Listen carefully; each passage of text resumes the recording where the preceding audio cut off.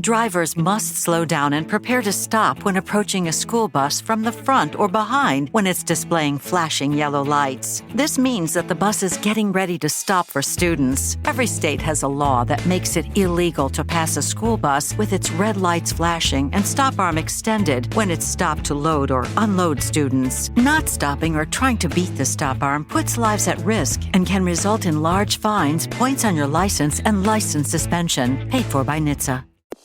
Let's all go to the lobby. Let's all go to the lobby.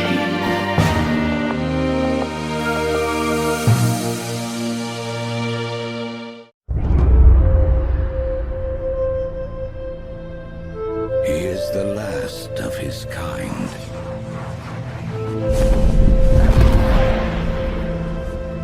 All that remains of a once powerful nation.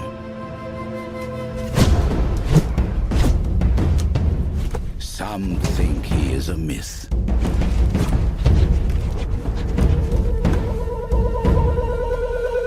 Some believe he is the chosen one, who will bring balance to a world at war. And some will stop at nothing to destroy him. Hello, everyone, and welcome back to the lobby of Real Lovers Podcast. My name is Marley Silverbrand, and we are continuing our M. Night Shyamalan retrospective film series here in the lobby. And this time, we are talking about a really beloved live-action adaptation of a children's cartoon series, and that is The Last Airbender from 2010, directed and written and produced by M. Night Shyamalan. And joining me for this discussion, he is the president of the Cult of Shyamalan. He's also the host of Applebox Chronicles. Peyton, welcome back to the lobby. How are you doing today? It's so nice to be here talking about this movie because it's such an interesting one to talk about. I feel like there's a lot of value we can contribute to this conversation that is usually very much like the same thing. But I'm doing great. Yeah, I'm just happy to be back. If you're listening to the retrospective, I've been in a few of these, so you know what's up. But I'm just happy to be back. Well, I'm glad to have you back because I always love nerding out with you about M. Night Shyamalan. It's true. I might actually be his biggest fan in some regard. Well, I think we should just start the Cult of Shyamalan. I said that in your intro. I don't know. But... That's a slippery slope. I feel. Well, yeah. the reason I'm here to talk about this movie is to show that I can also have criticisms of an M. Night Shyamalan movie. Exactly. Also joining us, you're just a regular co-host on the Real Lovers Podcast, so you might as well be. Yeah. It's Kale Smith from the Youth Critic Podcast. How you doing, Kale? I'm good. Very good. I'm very chill. I've watched two great movies today, or I'm working on one other one right now. And one's the movie we're talking about today, and then the other is the movie I'm talking about for my show later on. So yeah, things are going great, Marley. Things are going so great. I'm glad everything is going great for everyone. I'm glad everything's going great too. And Kale, I just want to also thank you for inviting me onto your podcast, the Real Lovers Podcast, since you're the co-host. Well, it's an inside joke. It's a little inside joke just because Kale always shows up for I know. For literally every single recording. Kale is the M. Night Shyamalan of the M. Night Shyamalan retrospective. He's always got a cameo. Yeah, exactly. Which I was looking for. I don't know in this one. Honestly, that's what I should have asked him. I shouldn't have asked him that sincere question about his belief systems at the Q&A. I should have just asked him, what's your cameo in Last Airbender? I can't figure it out. You're just dropping these nuggets out of nowhere, Peyton, for the listeners. You met M. Night Shyamalan since we last recorded a retrospective? I did.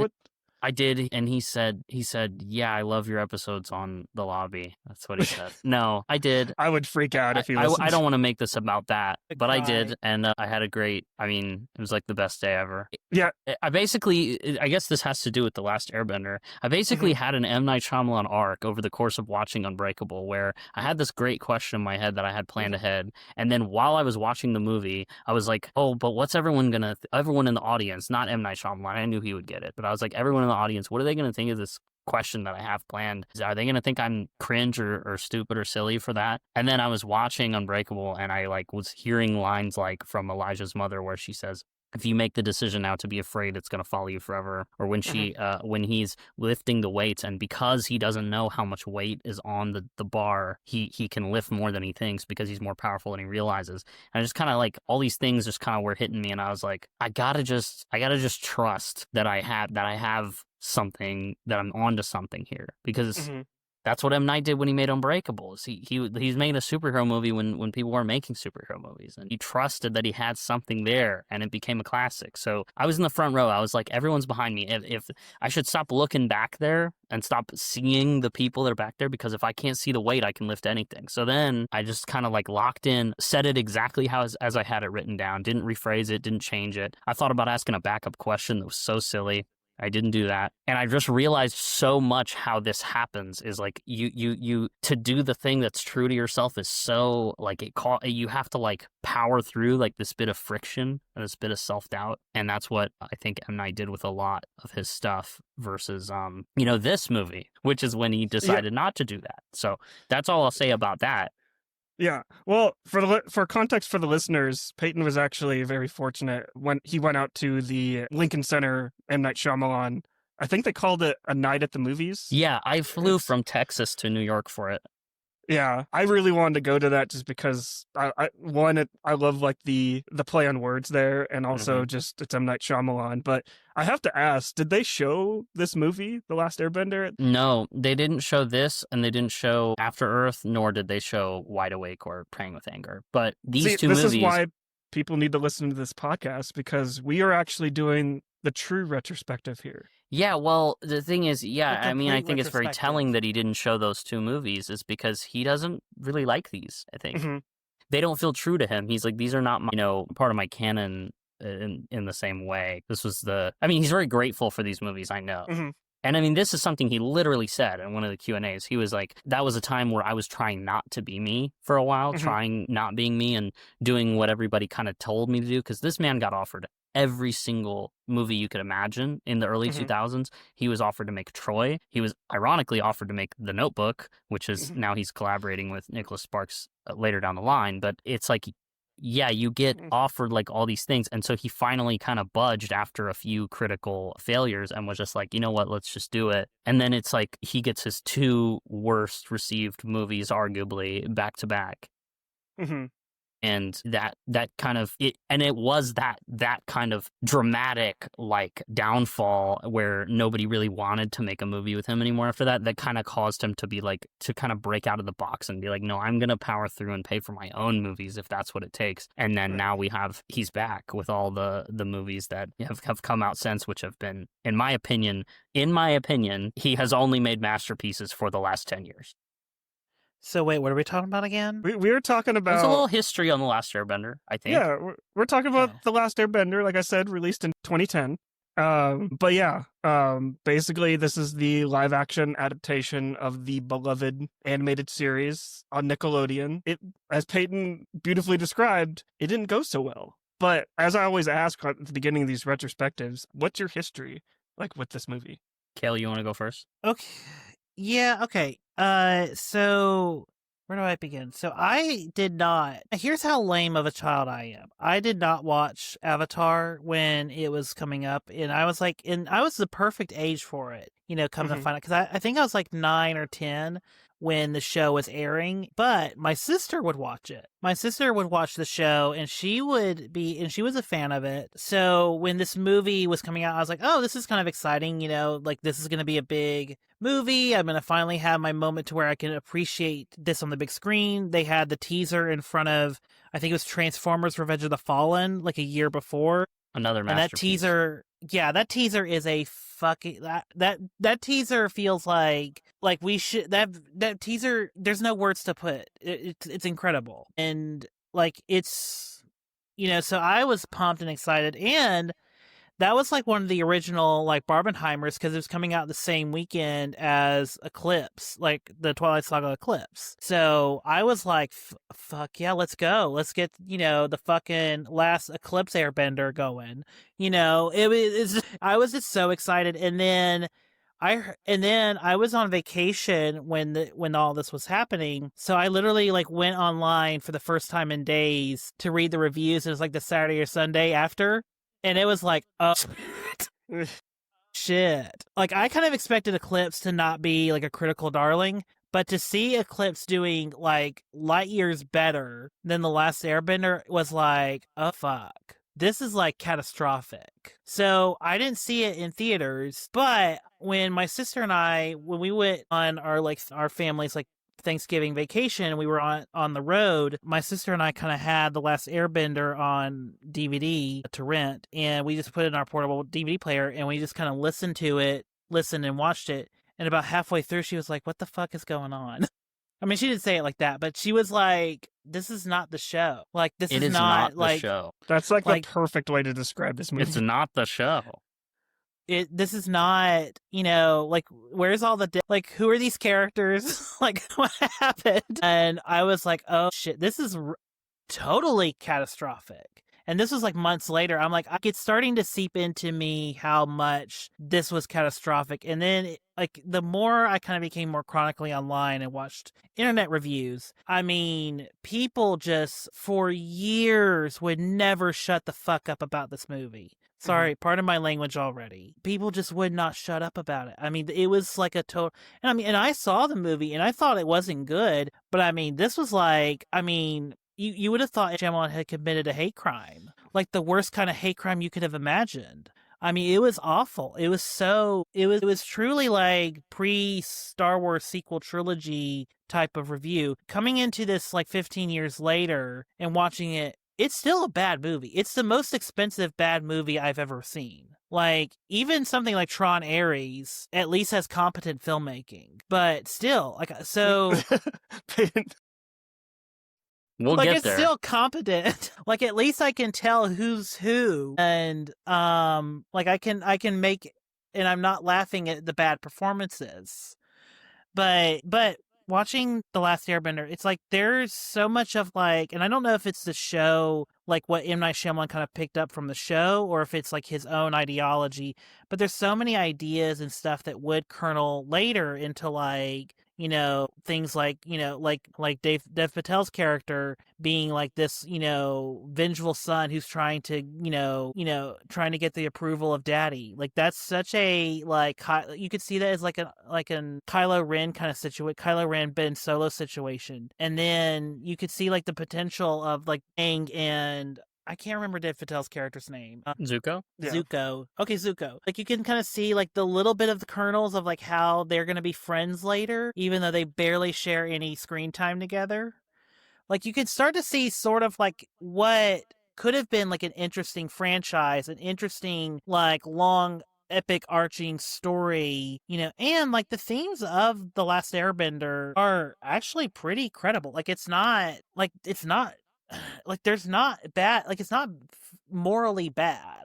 It's just very misguidedly directed. And even watching it today, the more I kind of watched it, the more I was like, the more Shyamalan doesn't like put himself in it, or his kind of flourishes and tribute, the movie kind of got better in a weird way. I never would say this, but like the more like other people kind of took control, it looked like there was a better movie. Like the more I actually think he might agree with you on that. like it kind of feels like it's weird because when you're the director, you have to make decisions on who you're going to have as the DP, like the aesthetic, the costumes, how everything's supposed to look and feel in this world. And to be honest, like all of that looks incredible. Like the costume design, Andrew Lesnie's cinematography, Philip Messina, who would go on to do the Hunger Games franchise, his production design is top notch. Like the world that's created for M. Night Shyamalan's The Last Airbender is so rendered perfectly, but the way it's filmed, the way it's blocked, the way certain things are acted, it's like watching Tommy Wiseau direct a $150 million movie sometimes. Well, and I mean this in the nicest way. Not to interject there, but Peyton, we'll get into your like initial thoughts like when you first saw this movie. But I think part of the reason why this movie does look a little off, like especially in the cinematography, is that this is when 3D was real big, like in the 2010s, and like you can definitely feel that Paramount and Nickelodeon like was kind of pushing for that 3D like aesthetic, and you could feel M. Night Shyamalan kind of like trying to fight back a little bit, like how he didn't really particularly care for like that technology. But I'll get into this when we get into my like thoughts on this movie, because I feel like I've went full circle with this movie like completely. But yeah, I just felt like I had to mention that about like the whole how 3D movies now, when you rewatch them, they have like this weird kind of like aesthetic to them. Well, to be fair, like they didn't shoot this in 3D, and in fact, they didn't start post converting this movie until I think like a few weeks before the movie came out. So so really, I mean, the movie was basically almost finished when they started to add all that 3D stuff in. Mm-hmm. So again, I don't know all the happenings that happen in production. I've heard bits and pieces. I'm sure Marley will fill us in on some of that. Mm-hmm. But yeah, anyway, that's my spill. I've probably went too long. Somebody else take over. I saw the movie in 2010 in the theater, and I was 8 years old, so I actually liked it because I liked Last Airbender as a kid, but I wasn't like thinking critically about that shit. I was just like, this is awesome. It's super cool. So, I mean, I wasn't in love with it or anything, but I was like, yeah, that was fun. And I remember I had like an older friend that also went, and like she was like, no, that was not good, because she had a much more mature understanding of the show. Like I saw it with my grandma and like a bunch of like neighborhood friends. Like I used to be friends with everyone in my grandmother's neighborhood, you feel me? So some kids were older, some kids were younger, and so yeah, basically saw it in 3D. And I thought that was like kind of cool, I remember. But the thing is, this movie, like you were saying, Marley, it does have the kind of look to like, this would look really cool in 3D, so we need to do it. I actually have a 3D Blu-ray of this movie. I just don't have the means to play it. I'm sure it would be cool. But I think the movie actually generally looks pretty okay. I think that the costumes and the sets look pretty okay. I think that there are certain things about the movie that actually are a result of people wanting to find more flaws in the movie than there are. And there's a lot of flaws, don't get me wrong. But like, for example, there's like this thing people talk about where they're like, oh, it takes like 5 earthbenders to move one rock. That's not even that. That's not even what's happening. Because what's happening is the camera's tracking this one like rock that one guy is controlling, but it passes these 5 people doing something else, and it just like the way it looks is communicated poorly, I admit, but it's like that's just not what's happening. But I guess you could also then just supplant that with, well, it's communicated badly, which it pretty much is. I think the whole another thing that people talk about a lot is like the accents and the way that people cannot pronounce characters' names. Now, correct me if I'm wrong, but what I've heard is that like he wanted to do like the actual like authentic Asian pronunciation of those words. And he was like very like wanted to do that, but because it's not the same as how they do it in like the show, they were like, no, that's not the character's name. And so he got a lot of backlash for that choice. I don't know how he didn't foresee that, to be honest. It's an IP film, so of course, if you do it poorly, it's going to get dogged on pretty hard because people are passionate about this material. But overall, I think, I never saw it for so many years after that until I saw it again on, just when I was rewatching Night's movies, the start of my obsession, essentially. But I've never loved the movie. I've never like thought it was particularly good. I just think it's not as bad as people say. I think people pile onto it because it's an easy target. It's a studio movie that's heavy studio interference. I mean, what you were saying about the 3D is so true because they cut down so much of this movie to format it to 3D. And that's like, his script was so much longer than what this movie is. And he said that like his original script could have been like a 6-hour epic, which released the Shyamalan cut. Like, can we start that?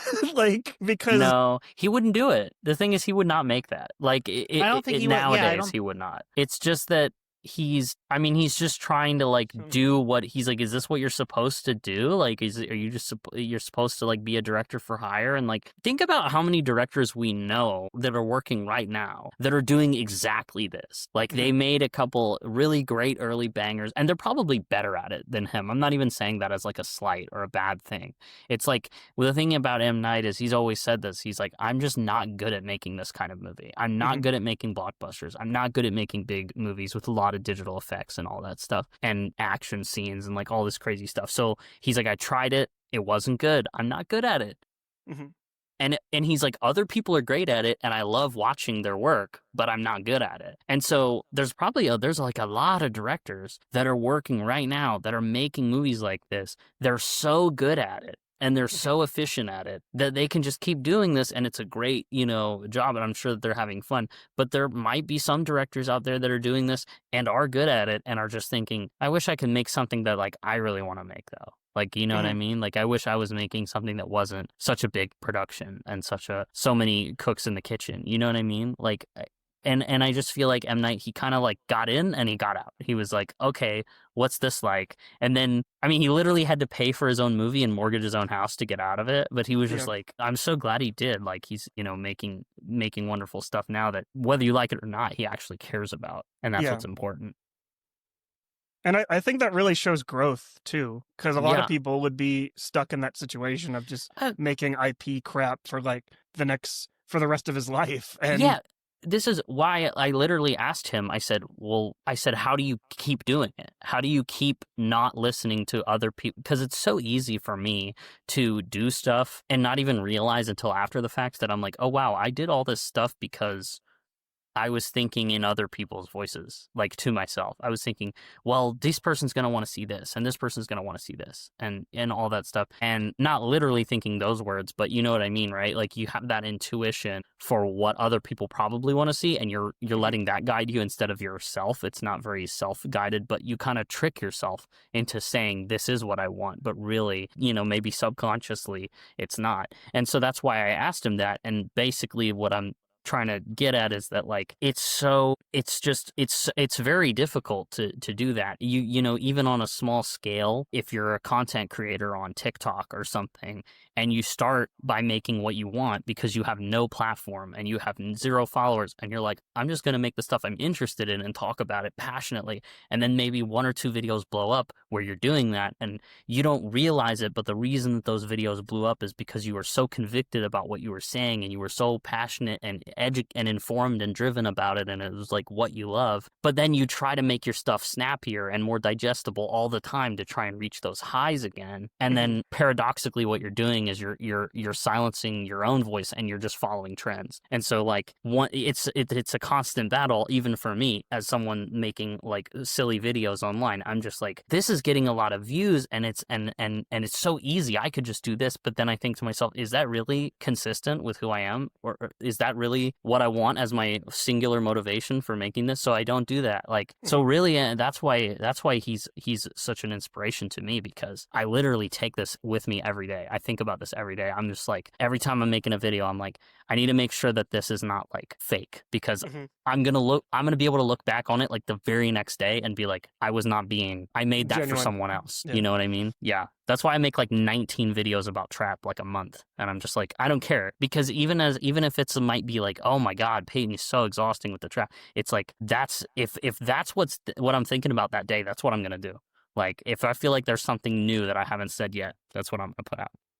Well, I'm really glad that I went last for my initial thoughts. Like when I first saw The Last Airbender, just because I feel like mine are kind of a little bit like 2-dimensional compared to like what your thoughts on this movie. Because when I first saw this movie, I saw it in theaters just like you did, Peyton. I saw it in 3D, and I didn't know anything about the animated cartoon. I knew a little bit. I knew it was on Nickelodeon, and I knew it was beloved. Just knew it was like new M. Night Shyamalan film. I've loved his films like pretty much all my life, and I'm just like, I'm seated day one. And I walked out of like that theater in 2010, and I like, not knowing anything about the animated series, I was just like, this was actually really creative, to be honest. Because I actually really love the action sequences, how he uses, M. Night Shyamalan is famous for using like wide angle lenses and keeping the camera rolling as well. There's not a lot of like quick cuts like in like his sequences. And I thought that was actually really, really well creative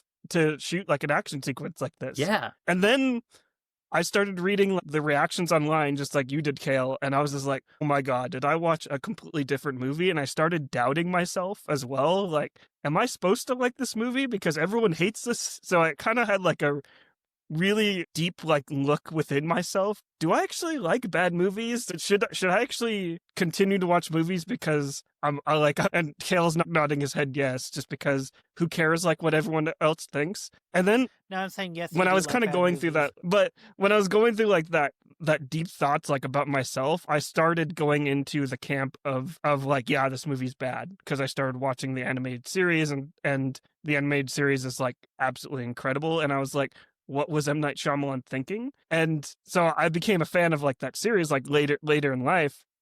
And then on this rewatch, I started finding like a new love for this movie again, especially since like when this movie came out in 2010, live action adaptations weren't actually like a thing like yet. And now, as we're recording this on October 20th, 2025, I've had two live action adaptations of beloved like cartoons, Lilo and Stitch and How to Train Your Dragon. I don't think I've actually said this publicly like on the internet. I think How to Train Your Dragon is like probably one of the worst movies of the year. I think that How to Train Your Dragon, if that was released when Last Airbender came out, it would probably gotten the same backlash, because it's just because the way that I movie disagree looks. with that. Well, the way that movie looks today is what Last Airbender looked like in 2010. Well, visually, sure, I think you could make that argument. I think that the reason How to Train Your Dragon is definitely way less hated on is because it's super, super faithful. It's like shot for shot almost, just a remake. It's literally the same movie. So you're going to get middling reactions, and in some cases, people are going to hate that movie because it's like, you're not even giving me anything new. Why does this exist? It exists for Mason Thames' career, in my opinion. I think that's what good will come out of it. Anyway, I think that movie is a little different just because of how directly faithful it is to, and it also has the same director, which helps. So I think it's like harder to hate that one because it's like, well, for me at least, because I'm just like, well, it's the same thing. But in some cases, that can make it easier to hate because they're not actually trying anything new. Last Airbender is not even too unfaithful. It's just so condensed because it's trying to be a season of television in an hour 45. That's ridiculous. It's like, that is a failed mission from the get-go. It's because, like, you know, he's building the plane while it's taken off, essentially. You know, you're having to adapt to all these changes and make, it's like, well, how do I make this when, you know, they want me to do all of these things to it? And at the time when he was making it, season 3 wasn't even out yet. So he's like trying to adapt like the first season and kind of like work, like you said, working on the fly, like how are these original creators gonna like end the series? And it's a complete mess. But like I was looking at the production history like for this movie, like they started like production in 2007 from what I have in my notes. And that was kind of like, it's kind of a weird point because for M. Night Shyamalan, because he just created like The Village and Lady in the Water, and two kind of like middling films. Like we both love those movies just because Masterpieces, two of the best movies of all time. Carry on. We love them as film fans, but it's weird that Paramount even reached out to M. Night in this situation, because based on like the reaction like of those movies, like and I don't really have any information on why Paramount was even interested in him. Like obviously it was like a hot name and they were trying to get people in the seats, but if you actually look at his filmography, this is not like what are your thoughts on like what Paramount was thinking in the situation? Here's what I remember of that time, because this was actually around the time I was starting to follow movie news. So initially in the trades, M. Night Shyamalan went to them. Like this is the story that, you know, has been printed, is that he went to them because his daughter was in like a Ahsoka or Katara outfit. For Halloween. Like for Halloween. And so his daughters were really into it, and, you know, and he would watch it and kind of find a lot of like connections to like, you know, Eastern culture, and felt like this was kind of a big moment to where he could kind of bridge like Western and Eastern cultures together, you know, in this kind of like cool way that would, you know, kind of be more, you know, like uniting the cultures with a story that's still pretty very Western sense, like, but it has all these Eastern themes and aesthetics and whatnot. So for him, it was like an interesting idea. And he actually was pitching this at the same time that James Cameron was pitching Avatar, which is like, why, for well, Fox. yeah, which is why they dropped the Avatar Last Airbender, because Nickelodeon and Paramount was like, oh, we don't want people to get confused. See, Exactly. Nickelodeon, Paramount, they just think people are stupid. That's the problem. Yeah. They think kids are stupid, so... Exactly. And Yeah. M. Night Shyamalan has never thought kids are stupid. Mhm. Well, Yeah. and to be fair, I mean, you don't want to have that problem. You just never want to run that risk of the problem of people being like, shit, there's a new Avatar movie coming out. What we don't know what it has to do with airbending. You know, there was no airbending in Yeah. James Cameron's Avatar. But Yeah. shit, But honestly, it Avatar probably would have 6. helped the box office, even though, let's be honest, The Last Airbender didn't even fail financially. Mhm. Well, 'Cause- it technically kind of did. Like, it had a $150 million budget, and it made $300 million back. And Okay, so yeah, it could have made a lot more. it could have made a It- lot more because the marketing budget was probably inflated that a little bit more. But Imagine if they had kept the Avatar in the title, then Mhm. they might have tricked some people and gotten some more people into the theater, and then they would have been like, "Where are the blue people at?"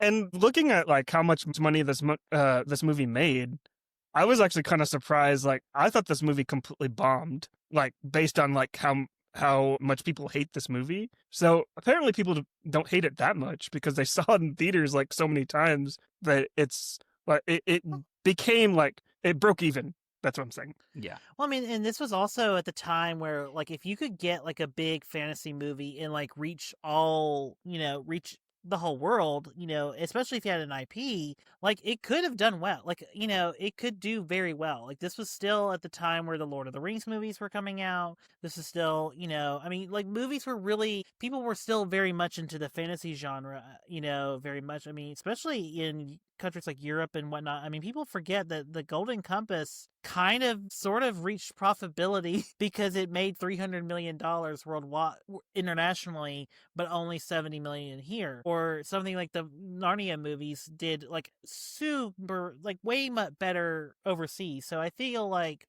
the fantasy genre, kind of like carried it a little bit past, like, to a limp finish, so yeah. But I mean, my perspective of the whole making of was he wanted to make it for his children. Like, this is the one IP that he kind of was like, okay, I could do something. And you have to also understand, like, M. Night Shyamalan was still at that time where he was like, I kind of do want to make a movie for my, for children. I have daughters. I mean, that's kind of the reason why the Lady in the Water? Lady in the Water. Lady in the Water exists, is Well, it's because a he wanted to bedtime create story. a fairy tale. Yeah. Yeah, he wanted to create a fairy tale for, his children. So, exactly, Oh, Peyton. That's a bedtime story. Yeah, so I mean, even though it's funny in between Lady in the Water and this movie, he makes his one of his only R-rated movies, but beside the point, So for me, my kind of perspective of the production though was he wanted to do it Lord of the Rings style, but then he realized that probably would be too much, way too much to chew on. So he's like, okay, I'll just do the first two movies in my trilogy, and then Paramount was like, let's just do one for now. Let's just do one for now and see how it goes. And Marley, tell me if I'm stepping way too much into your, into your work here, if you're going to recount some of the production stuff.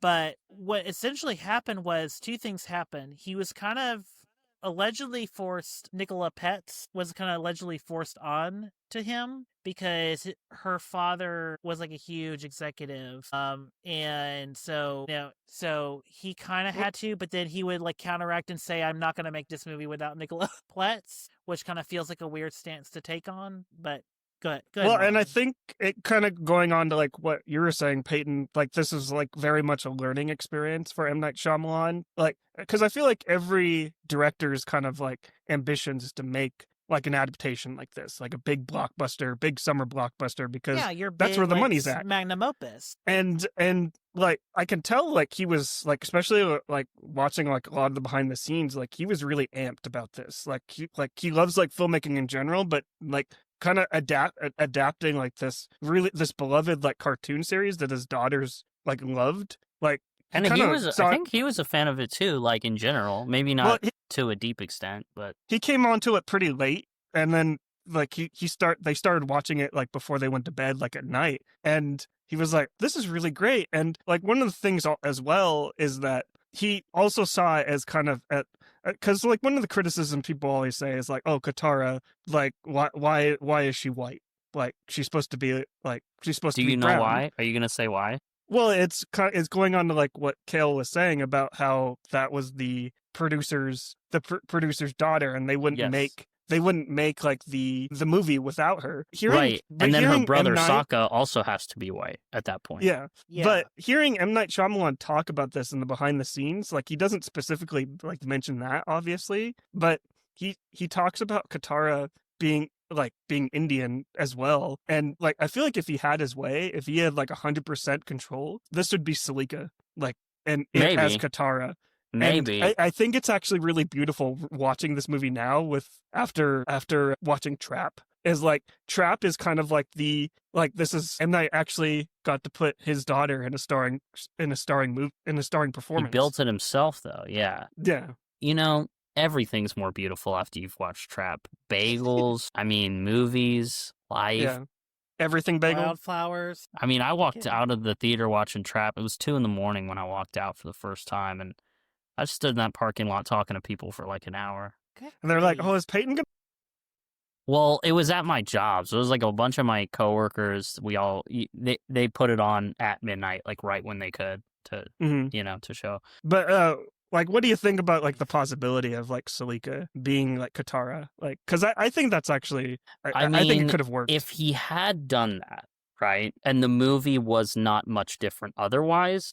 I actually would have been very, very like that. Actually, I think would make me kind of sad, just because I feel like she just wouldn't catch a break and she would be a kid, like because people are already hard on him about this, and I do believe people are hard on him about this because it's like the evidence is it's all over the place. You could see that the studio had a lot to do with the movie also not being great. I'm not saying he's perfect or he's like not responsible, because even in his opinion, he's not good at making these movies, and I agree. It's just, but I feel like if she had been in the movie at that age, I feel like that just would have made things even harder on the both of them, because it's like now you have this essentially this like stain on your legacy, and like that's kind of how a lot of people see it, and I don't see it as that. I see it as a necessary evil, because it's something he needed to grow and make the movies he actually wants to make. But I don't think that necessarily would be too good for a kid to go through a similar thing. You're also, not to interrupt you, Kale, but you're also putting in like having like those thoughts. You're seeing like if actually put his daughter in this movie, I feel like that would actually be that he got full control to make the movie that he wanted to that's make. why I made sure. That's why I prefaced by saying if the movie wasn't so different otherwise. But if assuming he got to make exactly the movie he wanted the whole way through, I'm sure the movie would be substantially better. I don't think it would be perfect by any means, and I also don't think it would satisfy hardcore like Last Airbender show truthers that are like, I really like this show is everything to me, and you better do it exactly right. Because at that point it would have to be like a pretty direct adaptation, and the more you change, I think people would not like it. Well, those Last Airbender truthers they got that supposedly like 100% adaptation. That's the Netflix one. Yeah, I haven't seen it. Which is completely dull. I couldn't last more than a single episode. But you know what I like about this movie? The opening with where it mimics the show. Anyway, go ahead, Kale. We kind of interrupted you. Yeah. Well, if I may pause it, and not to kind of bring in my like other show from the top end, but I mean, when Sofia Coppola did The Godfather Part 3, and she was casted because that's what exactly Francis wanted. He wanted his daughter to do it. Cast, Kale. Cast. What? Watch Was with that Mike a fan. brofist?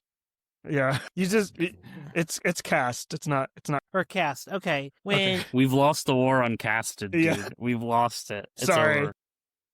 Whatever. Okay. Anyway, when, Francis Ford Coppola cast, his daughter Sophia for Godfather Part 3, and then it kind of all blew up in his face because, one, people didn't like the movie, and then people didn't like her performance in the movie because she knew she wasn't right for that role. Francis was trying to make a statement about, like, losing his son through that movie.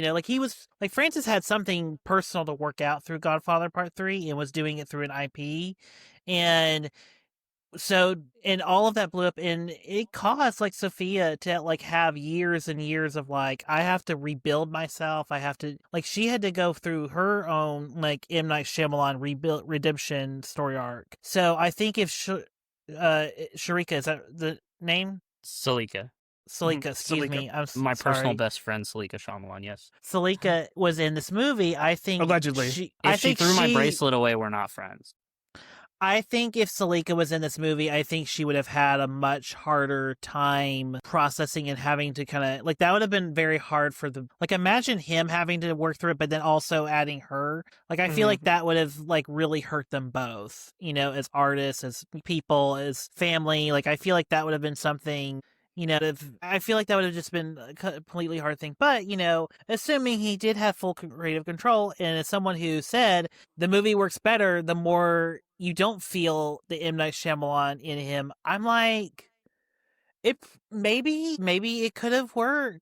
Maybe it could have been but I don't know. I feel more akin to, like, what Payne was saying, which is I just don't think M. Night Shyamalan's style works for a blockbuster. Like, I just don't think it works for, like, an epic scale blockbuster. No, because he's an incredibly contained, intimate, like, he was offered Troy, and when he was offered Troy, he literally was, like, he was reading the script, and he was like, okay, so there's this big battle. What if, like, I focus on two guys, and there's a wall, and in a crack in the wall, you can see the big battle, but it's really focused on these two guys only, because that's more interesting to him. Just the interpersonal, like, really close quarter stuff. So he instinctively was trying to imagine a smaller version of that film because he knew to him that is more interesting. And so when you ask him to make this, like, big scale thing, he's just not going to make it as well. I mean, I think about this movie in the sense of, you could almost use the rock thing as a metaphor. It's like he wants the tiny rock is more interesting to him than the big group of guys, doing it. Anyway, what I love, I do actually get a little bit moved by that tidal wave scene at the end, and that's because of the James Newton Howard score mainly, which I think is far and away the best part of the movie, no question. And M. Night Shyamalan has gone on record and said that, like, well, not just this movie specifically, but there's a reason why James Newton Howard is used pretty much in all of his movies, is that he says, like, word for word, that James Newton Howard elevates all of his movies. He does. Like, to the next level. And he does. He's incredible. He's carrying this movie like crazy. Yeah. He low-key is, but the reason I like that scene, I just want to finish this thought. The reason I like that scene is not just that, but also, like, the way that it's very focused on what Aang is doing. It's, like, very much just this one kid changing this big thing in one swoop. And, just when you see him kind of resolving that arc of him learning waterbending and everything, it really, I mean, it's as rough as the road is. I do like that scene in a vacuum. I just think it is quite moving. Just the visuals and the music, they get to me. They do. The scene is basically Helm's Deep in a way from Lord of the Rings. Anyway, I think Kel was about to say something. It's a powerful moment because in the story, Ong's story is it Aang or Ong? I cannot. It's Aang in the show. They call him Ong in this. I think that's supposed to be the pronunciation. Like, if you're going directly from, like, again, I think it's supposed to be the, like, original actual Asian pronunciation of that name, and then it got kind of put through. I don't know how it works. I'm not.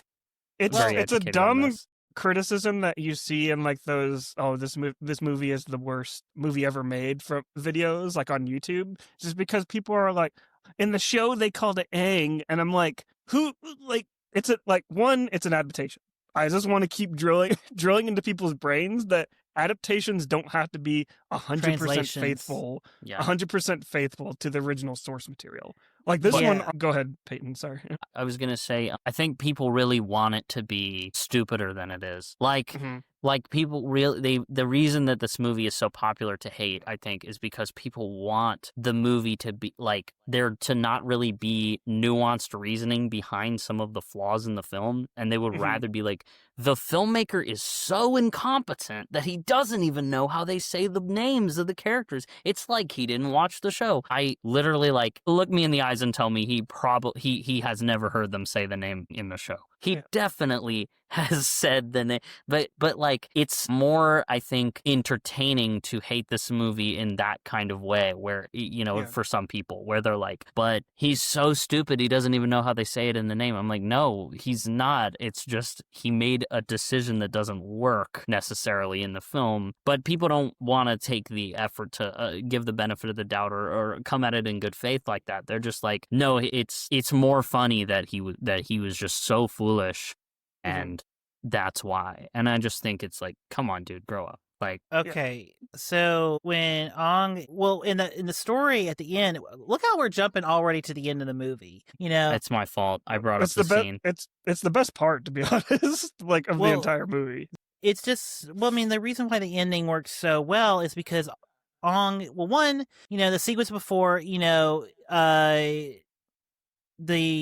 the water spirit girl, sacrifices herself, and she sacrifices herself for like this extremely noble reason that isn't very like in the dialogue communicated well, but like if you really sit and think about like her actions and why she's doing it, like she's doing it out of sacrifice, whereas the fire tribe or the fire people, they killed this water spirit in selfish greed and power, to have complete control.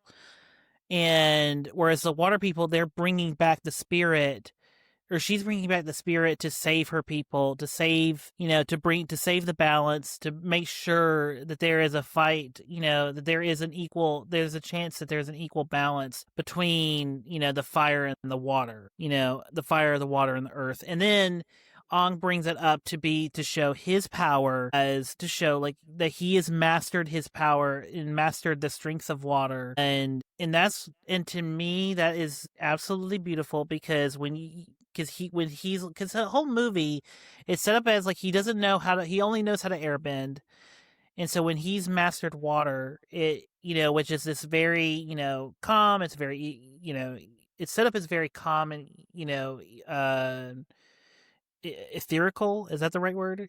Tranquil, I might have maybe? just made it tranquil, maybe. Yeah, but like he's bringing balance, and it's powerful, and it's also like him showing the Fire Nation that there is now a competition. There is now, you have a fight in which you haven't had in hundreds of years, supposedly. So it's just a really good moment, and Ong is doing it to save the water people. Like he's doing it as a nobility thing. Like that's what I feel like Shyamalan was probably going to do with like this trilogy or whatever. I don't know how you would do a trilogy because there's like 4 different books or 4 or 5 different books, but whatever. Anyway, but to me, I feel like that's the core theme of this trilogy was supposed to be, is that there has to be a balance. There has to be a balance of powers. There has to be one nation cannot just completely control all the nations. And I feel like that's kind of a powerful, it's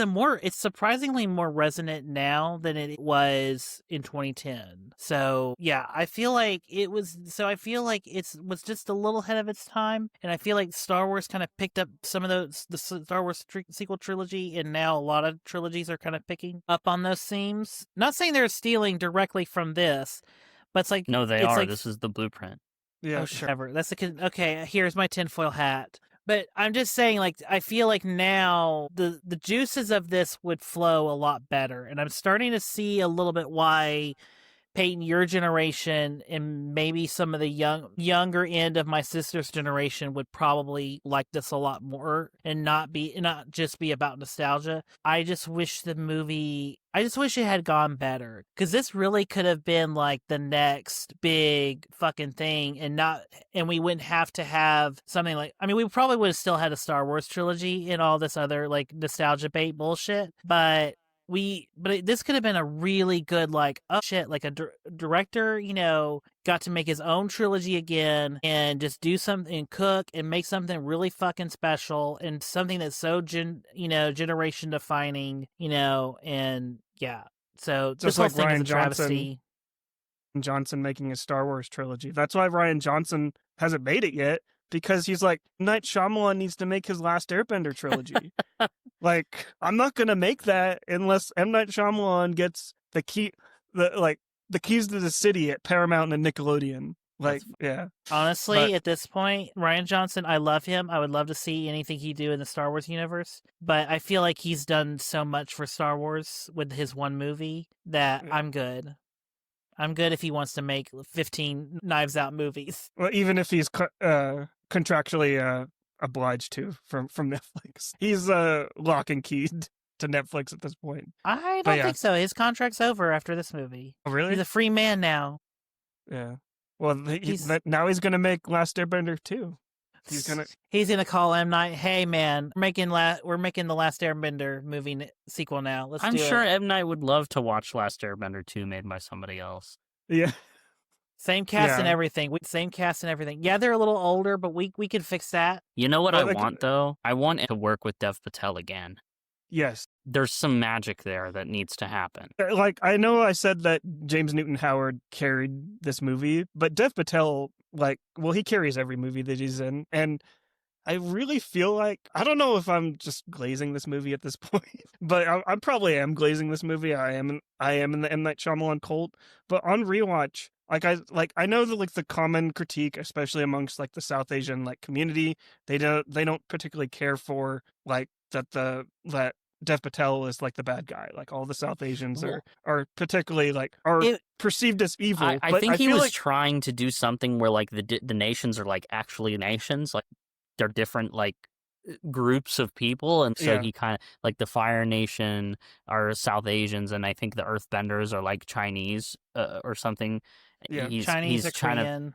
Yeah, he's trying to kind of make it more of an actual cultural divide, so that it's looking hey guys, we need to bring together. We can all be. Aang says we could be friends, we could we're all the same. I think, I don't know, maybe he's trying to create some theme there, but never comes to fruition, of course, because he never makes the other films. But I do think, I don't know, I had a friend tell me once that they were yeah, it's weird that this movie's so racist against South Asians because M. Night Shyamalan is an Indian man. And I was I don't think he's trying to do that. I don't think that's what it is. I don't think it is. I do understand the optics of just the bad guys are all South Asian. That's a little weird. But and we only get to hang out with the Earth people for one scene. Yeah, so and I just think it's easy to forget that those guys are not also white people. And I think M. Night just saw the Fire Nation as, I don't think he thought their views were cool, because obviously any nation that is trying to take down all the other nations, that's obviously bad. But especially in the cartoon, the Fire Nation, they did look cool. And I feel he was doing Dev Patel a favor. Hey, I thought he was trying to. Well, he was giving he's a huge character in the movie. I just think the whole idea is maybe more fleshed out than that. If you were to look at his full script or the other potential movies that could have come out of this, I think it would have been a little more the vision would have been clearer of what he was trying to do with that. I don't think there's no way M. Night Shyamalan was and all the bad guys are going to be Indian, because that's what I really want to communicate. Right. Yeah. There's no way. I think it was accidental. I mean, if we're running with your theory of him wanting Salika to be in the movie, or wanting that kind of personal connection to it, but it had to be a white woman because it had to be, what's it called? It had to be the producer's relative or whatever. Yeah. Then at that point, you have to in order to achieve what he wants to do, you have to change things around. So maybe the Fire Nation weren't always meant to be the South Asian people, and maybe it was swapped around in some way through all the messiness of production. Here's the thing too, I actually don't think, the more that I think about it, that Salika would be in the movie, because I think that is in Trap illustrated to be very like something he's kind of had hesitations about until that point. But anyway, I don't want to get on a tangent about that. Yeah. I know where you're going with that, but we can talk about that some other time. We but will. Not trying to like kind of bounce back a little bit to the production history, but like I mentioned, it's the development started in 2007. They bring on M. Night Shyamalan, and Shyamalan, like we mentioned, had like these grand plans. Paramount halted the brakes a little bit and said like, "Hey, we can't do a 6-hour epic because kids, like, their attention spans, like they're like just Paramount felt the need to kind of rein in like Shyamalan and I feel like we mentioned like before, like earlier in the recording, is that Shyamalan, this is very much like he kind of like got some realization like how these type of movies are made, and like you said, Peyton, like this is not how he likes to make movies. But I feel like this movie is like one gigantic compromise, just because it's Shyamalan kind of like trying to put his stuff in there as well, but also trying to appease like the studio as well, and try and make them happy. And like you said, like it's just not what he's all about. But maybe it's just because like I don't know how easily influenced I am from like the behind the scenes featurette like on the Blu-ray, but all the people working like in those documentaries, they all had great things to say about Shyamalan. And this is when I kind of get really defensive about a movie like this, because I don't think that this movie's all that great. I think it's a very bad film. But like when people get online and say like, oh, they wanted this movie to be bad, that's where I get defensive, just because no one strives to make like a bad movie. No one wants to make a bad movie. And like seeing like the people like working so hard, like you have Noah Ringer that played Ong, like in the movie, like he practiced Taekwondo. I also like, love that we're just saying Ong now, like rage baiting people. I really like it. I like that Kale started that. We should just but it's my fault. I'll take it. I don't care. No, it's okay. Let's embrace it. But the just like the effort that people put into this movie, and even hearing like when I was anticipating this movie, I was like reading like interviews with M. Night Shyamalan, him being so amped and excited about like adapting like this beloved like cartoon series that his daughter really loves, and like he was like super excited. And like when he got the reception, it was just kind of like it's just kind of like, oh my god, like it's especially like working on like films myself, you kind of have blinders on like when you're in production, and then when you get the reaction, it's just kind of like I can't even imagine what it was like for him to just kind of like see like this reception like online, and everyone hates it. And he had like this grand vision, because we have like all this production history of like all the studio meddling, but I don't think Shyamalan even like had that in mind. Like obviously you would probably get notes like here and there, but he's just trying to make like a really good movie. So it just so happened it didn't align with the fans. But I don't know. But like that's kind of like my thoughts and me just being defensive like for Shyamalan. But it's, I don't know, I just think this movie, especially on rewatch, it's an interesting film, especially like where we're at with like live action adaptations like at this point. And like it's not a great film, but like I mentioned in my Letterboxd review, I see it as like it's like an interpretive dance in a way. It's like watching an interpretive dancer like on stage. That's Megalopolis. And it's slowly and the interpretive dancer is just slowly bursting into flame. And you're watching it on stage and you're just like, no, what? This is really beautiful, but I really feel bad for the person like bursting into flames. But really weird analogy, but what do you think? I think that makes sense. I can conceive of that for sure. Yeah. Honestly, I'll take your metaphor even further. It's like if the ballerina was, flames, but then you fell asleep halfway, and then she accidentally farted, and then then you thought she exploded for a minute, and then you thought she exploded for a minute, and then you were like, oh no, she's fine, it's okay, she's still on fire, okay, I'm gonna go back to. Well, You know, it's just like the Joaquin Phoenix character in Signs. Like he was a baseball player that struck out every single time he went up to bat, but he swung his It hardest, felt and I feel wrong. like It felt wrong not to swing. yeah, I feel like The Last Airbender is like the embodiment of like that movie, especially that character, because it's like Shyamalan may not have liked this movie and he doesn't like this movie now, but it's like it's him just I'm just gonna swing as hard as I can, and if I swing so hard that I dig myself down in the dirt, at least I'm gonna look cool while doing it. Yeah, for sure. But yeah, I don't know. We didn't really talk about we much didn't about really the talk movie. about the movie. Yeah, I don't I think feel 'cause- like this is talking about the movie though, because like Yeah. this movie is so inexorable from so much plot because there's no time Mhm. to not do that. Like it just had to be compressed down so much. Yeah. Even in post. So And I feel like we don't really need to talk about the story all that much, just because if anyone that's listening to this probably already knows like the story of this. It's like the Yeah, story of either Aang from and, the show or the movie. yeah. I said Aang, I meant Ong, but Oh yeah, sorry. Get the pronunciations right. Get it right, Marley. God, It's Soka. right. you and your Also, I'm so mad because I think my friend Gigi at Fantastic Fest ended up Mhm. sitting next to the actor that plays Sokka in this film. Mhm. He plays Jasper in Twilight. So funny enough Jackson that Twilight, Rathborn. yeah, Mhm. funny enough that Twilight Eclipse was also out similar time. But Mhm. Yes. apparently she like talked to him, chatted with him, like they kind of like hit it off for a second and like we're hanging out. And I was like, dude, if that was me, I would have brought up so many traumatic memories for that guy, because I would have been like Last Airbender, and he would have been like, Mhm. why are you bringing that up? No. I would have been like, but M. Night. Like I also know M. Night. Right. But no, I think he was there, and I think he was just there to enjoy it. But anyway, I think she met him.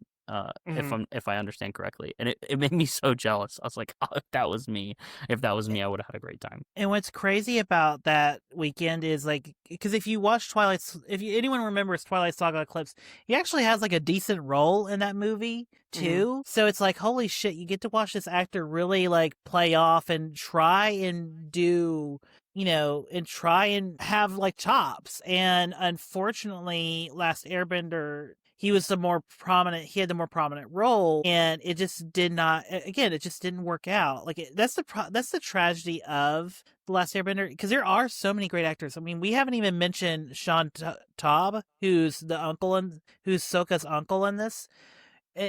Given fucking making like, lemonade out of pure, like not even lemons, just the seed of lemon. Well, Uncle there's Iroh- some actors that got out of it. Cliff Curtis and He's now in the Avatar movies. yes, Asif and Mandavi. Dev Yeah. Patel, of course. Asif There- Mandavi Patel. from The Daily Show. Isn't Dr. Han in this? You know Yeah, what I'm I believe talking so. about? Yeah. Also, what's the Uncle Iroh character or The- hero? if Sean we're Taub. going with it. Yeah.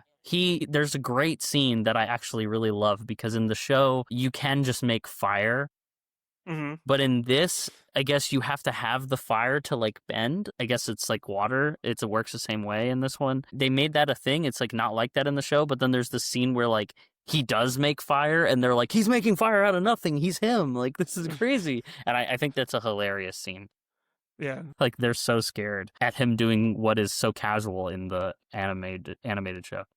Mhm. Yeah, It- it's just That's a hilarious scene. I love it. I just think I just think he plays that role so well. And you could totally tell, like, he's so against his brother and more looking to, like, use his nephew to, like, eventually be prop him up to be the rightful heir. But his nephew is so consumed by guilt and, the need to, make his father proud that, it might actually make him an even worse king. And that's what he's like having to work out in his head is like, there's just a lot of good moments that Sean Taub has as the uncle. Plus, like what he said, as he tries to convince the Water Princess, who's played by an Agents of S.H.I.E.L.D. cast member, by the way, when Princess Yu is being told, like she has to sacrifice herself, and it's a beautiful moment like that they have together, and it's actually really good. Even though it is very rushed, because like again, the problem with this movie is Night Shyamalan's trying to just be like,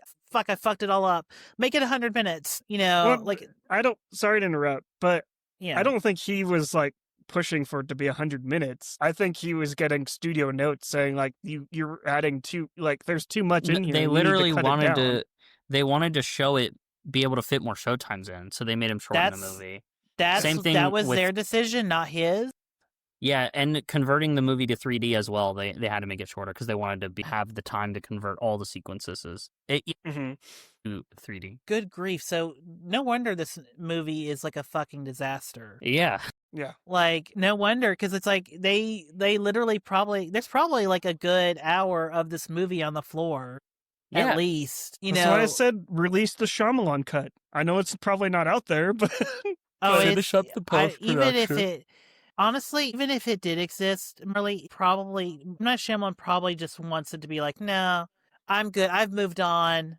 I don't need to Snyderfy it. I think I don't. he's just happy where he is. And I think he listen, I think the same way. I think that, again, it's a necessary evil. Like, I think a lot about this in life. I'm just always like, well,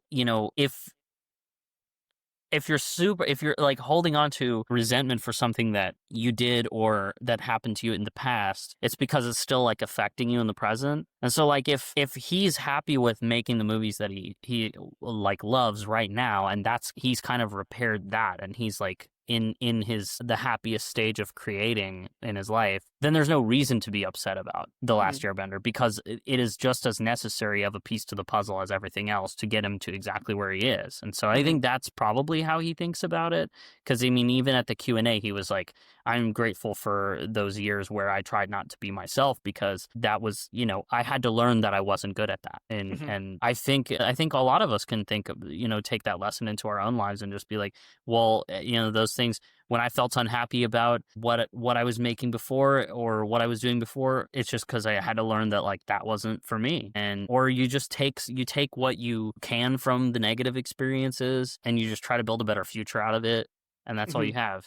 So yeah, Well, I think everything in the bigger picture ends up being necessary as long as you're happy with where you are in the present. And I think that's actually beautifully said, Peyton, because especially now more than ever, I feel like kids don't, like, especially kids watching this for the first time, you like watch this movie, you don't have to like it, you don't have to think it's like the worst movie ever, but like hearing kids like growing up and saying that they don't want to create something because that's going to be cringe, I don't know what people will think about me online, like that's part of growth. Like create the thing, go down that journey like M. Night Shyamalan did, like making like The Last Airbender and After Earth, and if it goes well, then it goes well. And you're making like IP movies and adaptations for like the rest of your career. You're making tons of money. But if it doesn't, like you had that journey for yourself and you changed regardless. And I was just going to add to that it's sort of like, you think about Signs, like that all that bad stuff that happened to the character in Signs is like ends up being the answer for the thing that affects him in the present. It's like, he's able to save his son from an alien because he chooses to see the meaning in the tragedies that have befallen him before. And I think it's just like we all have the ability to do that, whether it's actually, I'm not trying to say that it's actually some by design like fate, destiny thing. I think it's an active conscious choice that we all have, and that's the power of being a human being. It's like there's no, one of my favorite lines in Lady in the Water is, change doesn't happen without dramatic events that accelerate thinking. And I think that's like a universal truth, actually, because you need something often, whether it be good or bad or kind of neutral, you just need something like incredibly dramatic to happen to actually force you to move, because human beings are a part of nature. Like they're a moving part of nature, so it's not like you can sit still for too long. So eventually something like really dramatic is going to force you to move if you don't choose to move yourself. So I think that's just kind of what happens when with things that we perceive as like the worst thing that's ever happened to us. It's like, but it pushed me to move so much, like, I think about if you're at a job and you really want to quit your job, you don't like it, but you just don't have like the, I guess, ambition or to apply for new jobs or to have the energy to really like do that. But so you just kind of sit and you're suffering for a while, and then maybe your favorite coworker quits or gets fired or something happens, and then suddenly it's like you wake up and you're like, now I have to leave. Like something has to happen to really just like force. That's a weird example, but like something has to happen to really force you. It's the same thing with like so many of my favorite movies that like Ikiru, the guy gets cancer and he suddenly wakes up and is like, oh, I haven't been living my life. You know, that's kind of the silver lining to, I think, everything that happens to us that's very significant. And that's how I feel about Last Airbender in the grand scheme of things. It's like this very necessary, like stressful, like bad thing that results in disaster, to where you have to like prove yourself almost by like forcing yourself through the friction that is being thrown at you. And also, I think another beautiful thing like about this movie, like I said, I don't want to preface again, like this movie is not very good. It's very bad. Yeah. But what is actually a bad movie? What is a good movie? I think also, especially now more than ever, when you have like studios like in 2025 and last year just writing off movies because like, oh, it's not going to get an audience and stuff like that. Let's write it off for tax purposes. I feel like if that actually happened to Shyamalan in 2010, like they're like, oh, this Paramount just said this movie's bad. Let's just eat the cost of it and just not release it. Yeah. I think Shyamalan, I don't think he would have recovered from that personally. I think he probably wouldn't have made a movie after that, just because he's the way Shyamalan just puts his heart and soul into pretty much every single like production that he's a part of. Like the fact that no one could watch it, I think that would hurt him like more than this movie. So you think like he needs the reception to push it? Yeah. Maybe. I think that's an interesting thing to think about, because it's like, yeah, that you could very well be right. Or I think maybe what probably would have happened is it would have taken a lot longer to learn the lesson that comes from this and After Earth as well. Where it's like you have to like seeing the reception to those films, and then the studios saying, you know what, nobody really wants to make a movie with you anymore. We don't believe in you anymore. And then he has to build it himself and be like, oh, I'm going to mortgage my house and make it myself if nobody believes in me. Exactly. But yeah, that's The Last Airbender. Any final thoughts on this movie? I know we didn't talk about the story all that much. I've said enough. But the story, like you said, Peyton, the story isn't necessarily all that important with like this section in his filmography. It's more of like his like journey through this production, and I think at the end of the day it's beautiful in a way because of everything that we've talked about. It's like he changed as a person. He's able to see like this isn't who he is. But I don't think it's necessarily a bad film. It is a bad film, but it isn't, if that makes any sense. It's like, it's still something that he can kind of look at in his filmography and be like you said, it's like, this isn't him, but at least it's something that I made. So yeah. Kale, any final thoughts on this movie? It will probably not be the last time that we talk about The Last Airbender ever. But it will be the last time that we will talk about it on this retrospective. I'm trying to see how many more times I can blast in it. No, but here's the thing about The Last Airbender. It is a mess. It's everything people have said it to be. Really, it is. I mean, it is. But like the reality, I would be lying if I said at least there is a little, like at least he tried to make it work. At least he tried to kind of bend his way of doing things into it. It doesn't really work. And I think sometimes, like you paint, this is kind of a variation of what you said. Sometimes, you try something and it just didn't work out. And now you have to, kind of go back to, the drawing board. Sometimes you have to go back and try and go back to what you are familiar with. And look, maybe Remain next year will be, a little bit different. It's a Nicholas Sparks story. We'll see how that kind of transpires, but I do think like Shyamalan kind of does at best know how to do like intimate thrillers, quiet. Like I meant it when I said, on the Unbreakable episode, he is like the OG A24 horror director, because he does like psychological so well. And the problem is I don't think of psychological thriller when I think of this series. So I appreciate the attempt to do it, but it just doesn't work at all. It doesn't work hardly ever, Mm-hmm. In fact, some of the things that he surrounded himself with to make it work, like Andrew Lesnie's cinematography, Industrial Light and Magic doing the visual effects, all the crew, even Conrad, senior editor, like Conrad, Buff, the fourth, did this movie. Like I can feel all of them trying so hard to make this work, Mm-hmm. so yeah. And also, Night Shyamalan's not the enemy, but he did sign on to make the movie. So, He's not free of blame. So, yeah. No one's but, free of blame because there's more than one person that makes a movie happen. Yeah. Of course. And like I said, like no one was like out to get The Last Airbender, like Avatar: The Last Airbender, like let's adapt this beloved cartoon and let's make it terrible. No one ever thinks that. So it's like it's this movie. Right. This movie's not great, but at least it's out there for us to watch and talk about and discuss. And it's kind of a beautiful disaster in a way. And exactly. I think that's kind of like a perfect way to describe it. Sorry, Kel. Well, yeah, what you're saying, it's perfect, and if it had worked out, it would have been another thing Paramount would have had going for them to keep, going, because if this had been a successful trilogy, they could have done a Legend of Korra, trilogy maybe, later down the road. I mean, this could have been a whole thing for Paramount that could have kept Paramount going, in the way that like something like Harry Potter did for Warner Brothers for so long, So yeah, there's just all these different, what if scenarios, and unfortunately we're in the world we live in now, so yeah. Anyway, I don't know, that's my thoughts. I think it's I think it's a bad movie. At least there is some, at least he tried, is what I'll say. Yeah. That's my final thought.